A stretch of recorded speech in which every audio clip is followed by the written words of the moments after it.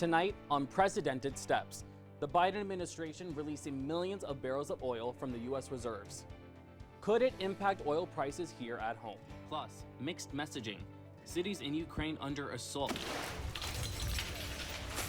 Bombings continuing despite Russia saying they're pulling back. We're not prepared to call this a retreat or even a withdrawal. In New York, controversy as taxpayers could be paying upwards of $850 million for a new stadium in Buffalo. Plus, at Cornell, Dragon Day is back. A look at the long-standing tradition spanning over a century. And I'm Grant Johnson in downtown Ithaca. We're tracking the BA2 Omicron variant and what it means for the community. Covering Ithaca in all of Tompkins County from ICTV News. This is Newswatch. Welcome to Newswatch. I'm Jordan Broking. Thanks for joining us. And I'm Andreas Rendon. We are starting tonight with breaking news. A judge ruled that New York's new redistricting maps for congressional seats is unconstitutional. He called the maps an example of unconstitutional gerrymandering. He ordered the legislature to draw new maps by April 11th. New York, however, is holding primary elections on June 13th. If they fail to meet that deadline, the state's primaries can move to as late as August 23rd. Also new today, President Biden announced an unprecedented release of oil from the U.S. reserves, all in hopes of pushing gas prices down and counteracting the impact of Russia's invasion of Ukraine. The administration shared that it would release up to 1 million barrels of oil per day for 6 months. This is a total of 180 million barrels of oil. The White House also said that Biden is calling on Congress to enact financial penalties on oil and gas companies that lease public lands but are not producing. These actions demonstrate that oil remains a central vulnerability for the U.S. at home and abroad. The release of these reserves in the United States could ultimately create pressures that reduce oil prices. And a deal has officially been reached, and the Buffalo Bills will be getting a brand new stadium. On Monday, the Bills, New York State, and Erie County announced a joint public-private agreement for the new $1.4 billion stadium. Governor Hochul also spoke Monday on this deal, announcing a $600 million investment from the state and a $250 million investment from Erie County. In other words, a total of $850 million from taxpayer money will be going towards the brand new stadium. This, the largest public commitment for an NFL facility. In response to this announcement also comes the renewal of the debate over public funding for sports arenas and, more specifically, the government's role in supporting privately owned businesses. It will be loud, it will be intense, it will be intimate. It'll take a lot of the great features of Highmark right now, which is the unbelievable sight lines, bring them over to the new stadium in a modern, really state-of-the-art way. Cornell University's operating status remains at the yellow level this week, as the school saw a pretty big jump in COVID-19 cases. And in Ithaca, health officials say the BA2 Omicron variant has been detected in our area, but data is still being collected on its transmission and the impact on hospitalizations. ICTV's Grant Johnson is in downtown Ithaca, breaking it all down for us tonight. Grant? Yeah, that's right, Jordan. After the Omicron variant came and went, this new BA2 variant is making up about 55% of new cases in the United States, and that number is continuing to rise. Regionally, the New York State Department of Health says the subvariant made up about 71% of new infections in the state last week. This number has risen from only 11%, which was recorded at the beginning of the month on March the 5th. The Tompkins County Health Department says that data from the Cornell and Cayuga health systems are showing that that variant is present in the community. Public Health Director Frank Krupa said in a press release, quote, "We could say with a high degree of confidence that BA2 is circulating in our community. It does not appear that this variant is driving severe disease or hospitalizations, though we continue to monitor hospital admissions closely." While the variant has established itself as the dominant strain both in New York State and nationally, the variant isn't proving to be any more dangerous than the others. Currently in Tompkins County, hospitalizations remain low, only sitting at 4 hospitalizations. Health experts will be keeping their eye on the variant over the next few weeks to take a look at its transmission rates and the effect it will have on hospitalizations. Reporting in downtown Ithaca, Grant Johnson, ICTV News. Thank you, Grant. Now, the gender pay gap is changing for young women in some major cities, including New York City and Washington, D.C. Now, according to a Pew Research Center analysis released on Monday, women under 30 years old earn as much or more money than men under 30 in 22 U.S. cities. In NYC and D.C., women under 30 earned 102% of what their male colleagues earned back in 2019. Likewise, here in upstate New York, some women under 30 are also narrowing that gender pay gap. Right here in Ithaca, women in that same age group earned 95% as much as the men in 2019. This more than the national average of 93 cents on the dollar for workers under 30. After 2 years of uncertainty and pandemic restrictions, the Hangar Theater is taking a step forward with the addition of a new outdoor stage. Production at Hangar went online back in March of 2020.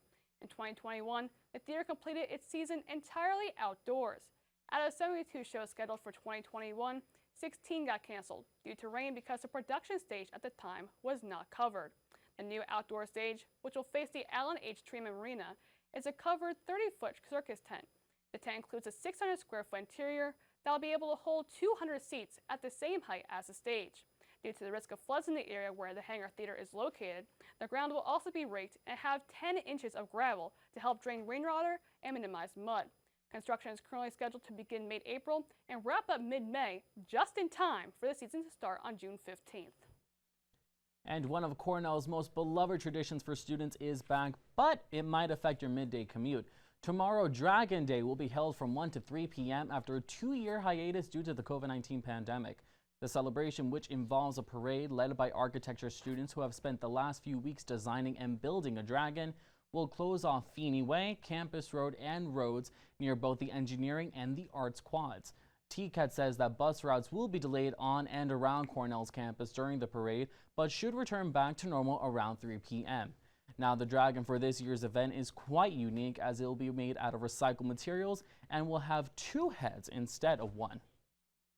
And temperatures warmed up today, but there are still some pretty spotty showers across our area. Our own Jack Colkin is outside of our studio with a look at the current conditions outside. Jack, what is happening?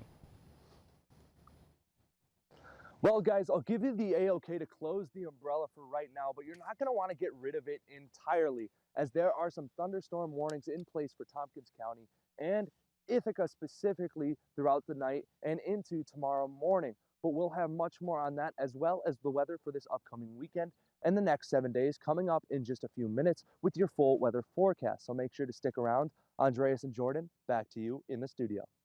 All right, thanks, Jack. Now, 2 weeks ago, the Ithaca College men's crew team headed to Georgia for a meet. ICTV's Josh Grazar has more. Over spring break, the Ithaca College men's crew team traveled to Georgia for some spring training before their season gets underway. It was a good training trip for us. We've gone to the same place in Georgia like 21 of the last 22 years. Great, you know, we got the miles in. We got ourselves situated in boats, kind of verified lineups, worked hard, and we had a few new guys just starting the sport, and they got the strokes they needed to, you know, be competent in a race this spring. So it was good. Willingness to stick together, I think that's a strength. Everybody's on the same page. We got really good people all the way through. We got some good freshmen, we had some good seniors, good sophomores and juniors. Spent a lot of time working on just like getting back into the flow of the season, because as we know, we can't really be on the water during the winter. So we spent a lot of time working on getting united, getting together, and working through to try to make boat lineups so we could use to race in the spring. We really focus on just coming together as a team, getting into our rhythm, and really like it's a great opportunity for the upperclassmen and lowerclassmen to interact more and just like figure out who each other is, just become a team. This weekend, the crew team will participate in the Cayuga Duels for their first competition of the season. Reporting for ICTV News, I'm Josh Krizar. Thank you, Josh. Our sports anchor Dane Richardson is not in studio tonight, but he's joining us from New Orleans, where the March Madness Final Four are facing off tomorrow. Dane? Greetings from the NCAA Men's Basketball Final Four right here in New Orleans. You can see the Superdome right behind me. Kansas versus Villanova and Duke against North Carolina. Duke and UNC, the two rivals, meeting for the first time ever this Saturday in the NCAA tournament. And an added bonus in Coach K's final season. The 4 teams holding closed practices today in preparation for Saturday's big games. Kansas and Villanova tipping off at 6:09 p.m. Eastern Time with Duke and UNC right after. Can't get much better than this. Back to you guys in the studio. Thanks, Dane. One local ice cream shop has expanded their brand across New York State. Sweet Melissa is located in Shortstop Deli, partnered with Regional Access to distribute pints of their handmade hard ice creams in stores across the state. The Shortstop location primarily sells soft-serve ice cream, only offering a small selection of hard ice cream. After the owners had to close 2 of their production and distribution spaces for hard ice cream, they began to outsource. They currently have no plans to expand the sale of ice cream beyond the reach of Regional Access. The soft-serve location will open sometime mid-April, but no official date has been announced. Looking to get your Sweet Melissa's fix sooner? You can pick up a pint at Shortstop Deli, the main Ithaca Bakery, and Green Star locations, as well as PNC Fresh and Collegetown Bagels in Eastville Plaza. And coming up, that infamous slap at the Oscars still causing a big stir tonight. Plus, why the Department of Homeland Security is prepping for a surge in migrants at the border, and the CDC changing course on cruising recommendations. We'll be right back with more.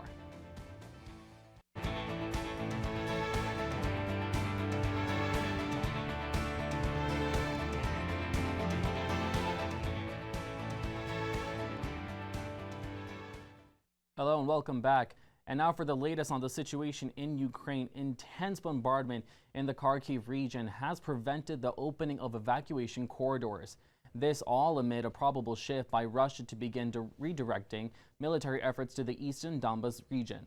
Ukrainian officials have also said that Russian forces may be in the meantime be regrouping in Belarus. Pentagon Press Secretary John Kirby shared yesterday that Russia could be misleading their military operations. We would concur with the conclusion that Mr. Putin has not been fully informed by his Ministry of Defense at every turn over the last month. And today, Kirby also said that half a dozen shipments of security assistance for Ukraine has already been delivered to the region. This all from an $800 million package President Biden signed back on March 16th. And comedian Chris Rock is back on the stage following the Oscars fallout last weekend. The comedian is holding 4 shows in Boston this week where he didn't speak on the incident, although he did briefly mention it. This is all on the heels of ticket sales booming for his shows, with comedy clubs and celebrities showing their support for Rock. The Academy Awards yesterday also announcing that Will Smith was asked to lead the Oscars, but he refused. The Academy has also begun disciplinary proceedings into Will Smith, but says that the process could take weeks. The Department of Homeland Security is bracing for a surge in migrants attempting to cross the southern U.S. border in the coming months. Officials said this week the end of pandemic-era border protections, also known as Title 42, could cause a strain. The CDC is expected to release a decision on the fate of Title 42 in the coming days, as the law prevented migrants from entering the U.S. or seeking asylum on the basis of public health precautions. The Biden administration has faced growing pressure from immigration advocates and leaders in his party this week to drop the pandemic restrictions. Border Patrol officials say that they are making necessary precautions, such as adding additional officers and resources at the border and building temporary facilities to hold migrants. And the State Department announced that starting April 11th, U.S. citizens will be able to select the gender-neutral X as a marker on their passports. The announcement was made yesterday on the eve of Transgender Day of Visibility, a day of celebration for transgender people. Individuals will be able to self-select their gender as X on their passport books with no additional documentation required. This is in line with the policy the department announced in June, which doesn't require medical certification if one's gender doesn't match their other identification documents. A federal investigation into Hunter Biden is heating up this week as the Department of Justice is speaking to witnesses providing testimony of Biden's business activities. Now, this investigation concerns multiple financial and business activities in foreign countries dating to when Hunter's father was vice president. Investigators have examined whether Hunter Biden violated money laundering, along with a list of other things such as tax and foreign lobbying laws. The investigation dates back to 2018, and Hunter Biden has not been charged with any crimes. And it was revealed yesterday that earlier this month, federal election regulators fined Hillary Clinton's 2016 campaign and the Democratic National Committee for improperly disclosing money they spent on opposition research. This controversial research led to the Trump-Russia dossier. The DNC was fined $105,000, while Clinton's campaign was fined $8,000. Political campaigns and candidates are required to disclose all spending to the Federal Election Commission and must explain any expenditure over $200,000. The FEC concluded that the Clinton campaign and the DNC misrepresented the funds that went towards the dossier, citing legal services and legal compliance consulting instead of opposition research. The Biden administration on Wednesday imposed new sanctions against Iran's ballistic missile program. This in response to a missile attack on Erbil in Iraq earlier this month. The Treasury Department announced the new sanctions against the Islamic Revolutionary Guard Corps unit, responsible for the research and development of the ballistic missiles. Sanctions were also announced against Iran's Persian chemical industries and an Iranian intermediary who worked to obtain parts for propelling the missiles. These new sanctions come as the United States is still trying to reach an agreement with Iran to re-enter the nuclear deal, also known as the Joint Comprehensive Plan of Action. Although U.S. officials had said a deal may be close earlier this month, there have been signs in recent days that this may not be on the horizon.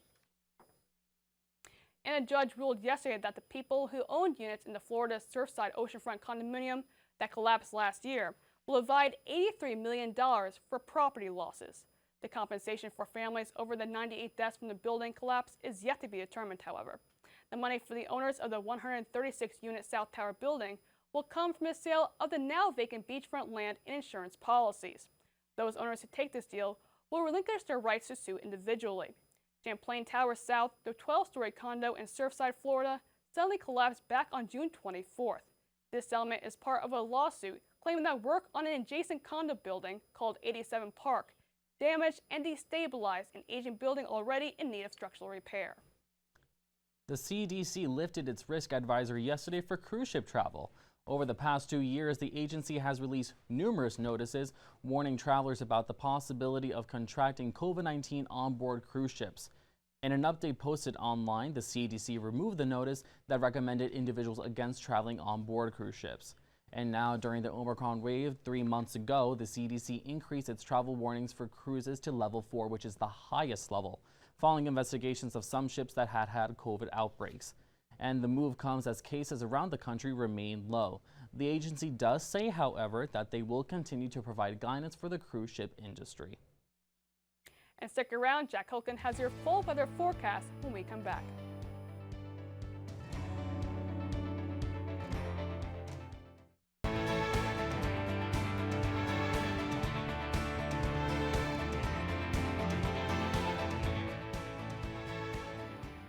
Welcome back. Jack Holkin is now in the studio, joining us now at the weather wall with your full weather forecast. Jack?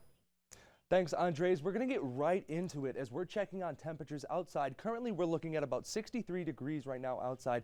Thunderstorms are possible. We do have a warning in place for Ithaca and Tompkins County tonight as thunderstorms are coming into the area later on. Sunset today took place at 7:30 p.m. But I really want to get into those thunderstorms. As we move over to our full radar screen here, you can see from the National Weather Service, we've been tracking this storm up the East Coast. And as we move in closer to Ithaca here, you can see Ithaca, Syracuse are getting a little bit affected. This was earlier on today, but as this storm moves away, these lower storms down here to the bottom right-hand corner of the screen, they're going to break off a little bit, and that's what's going to be bringing us these late-night showers, and that's what's going to be bringing that thunder as well as we move on into the evening. Moving on to what we're seeing tomorrow. Actually, we're going to see some marginal risk areas in Syracuse and Ithaca tonight for that thunderstorm warning. Binghamton, Oneonta, and Elmira, as well as Scranton. And those are the areas where we're going to see a little bit more of an increased rain presence as the night continues, but that's nothing to go crazy about. Moving on to what we're seeing tomorrow, we're going to see a high of about 46 degrees, a wintry mix, which hopefully will be sparingly throughout the day. Sunrise is going to take place at 6:48 a.m. We're going to see wind in the double digits at about 19 miles per hour and a low of 26 degrees. Moving to your full 7-day forecast, you can see that Friday we're seeing a high of about 43 degrees and a low of 27 with some rain showers throughout the day. Saturday and Sunday, your weekend, we're going to see a high of about 49 for Saturday and a high of 43 for Sunday, both mid-30s for Sunday. Moving to your next week, Monday, Tuesday, Wednesday, and Thursday. Monday's the only day we're not going to see this pattern of rain. Tuesday, Wednesday, Thursday, we're going to see some rain coming out throughout the week, and temperatures are going to hang around the mid-50s. But you always got to remember to make today great and tomorrow even better. I'm Jack Culkin. Back to you at the desk. All right, Jack, thank you so much. And now we're going to turn it over to Rocco Di Maiolo to see what's coming up in the world of sports. Thanks, Andres. I'm Rocco Di Maiolo in for Dane Richardson tonight. And coming up in sports, the Ithaca women's lacrosse team continue to storm through. Cornell softball slowly improving. And how have the New York Rangers been doing? I'll break it all down for you coming up in sports.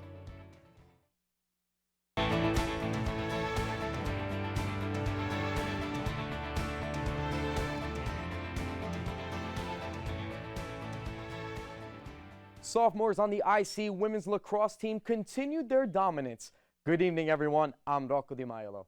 The number 9 ranked Bombers hit the road to Rochester yesterday as they stormed past the Yellow Jackets by a convincing final count of 18-7. Sophomore midfielder Caroline Weiss had the game of her career so far, scoring 6 goals and 2 assists for 8 points on the day. Right behind her was sophomore attacker Maisie Veach with 3 goals and 4 assists for 7 points on the day. Veach also fired each of her 5 shots on goal. Senior Megan Makowski also added 4 goals to her season total, and Lexi Held made 4 saves and collected 2 ground balls. The Bombers are currently 7-1 overall. They're 3-1 in the Liberty League and will be back on the South Hill Saturday when they take on Union. Taking a trip over to the East Hill, despite the Cornell softball team's early season struggles, they managed to win their first game of the doubleheader yesterday against Binghamton 11-8. Senior outfielder Hannah Chris scored 3 runs and had 2 RBIs, while Emily McKinney cashed in a run and 3 RBIs of her own. The second game of the doubleheader was called off due to darkness in the 3rd inning, with the Big Red leading 11-10. Yes, 11-10 in the 3rd inning. That's not an early April Fool's joke. There has yet to be word on when the rest of the game will be played. Now taking a stride over on the ice, the New York Rangers defeated the Detroit Red Wings last night for their second road win in 24 hours. The Blue Shirts had traveled from Pittsburgh after defeating the Penguins Tuesday night 3-2. Opening up the scoring was Ryan Reeves, scoring his 3rd goal of the season, and it seemed as though he loves scoring on primetime television, as his first 2 goals of the year were on TNT as well. Watch Reeves keep the puck in the zone, drive to the net, get his own rebound that was blocked, and stuff it in, catching Nedeljkovic off his line to put the Rangers up early in the first. You can imagine how happy Rangers fans are to watch Reeves score. Watch as that puck is blocked in front, catching Nedeljkovic off his line, the empty net. We're going to the 3rd period where the Detroit Red Wings are up 4-3. Rangers are on the power play. Chris Kreider tries to center one in front. It goes off the foot of defenseman in front, and the Rangers tie it up. Watch that play again, off the foot of the defenseman. We're going to overtime. Andrew Kopp, the new guy on the block, gets across ice to Artemi Panarin. Panarin gives it back to him, stuffs it in overtime. The Rangers go up 5-4, and that'll do it for sports. The Rangers go up 5-4. They have 93 points on the season, and I'll send it back over to the desk. Thanks very much. I'm Rocco Di Maiolo. All right, thank you, Rocco. Okay, thank you so much. That's it for tonight's edition of Newswatch. Be sure to tune in to Newswatch this Sunday for more with Erica Liberati and Alyssa Spady. And be sure to follow us on Instagram and Twitter at ICTV News 607. Have a wonderful and safe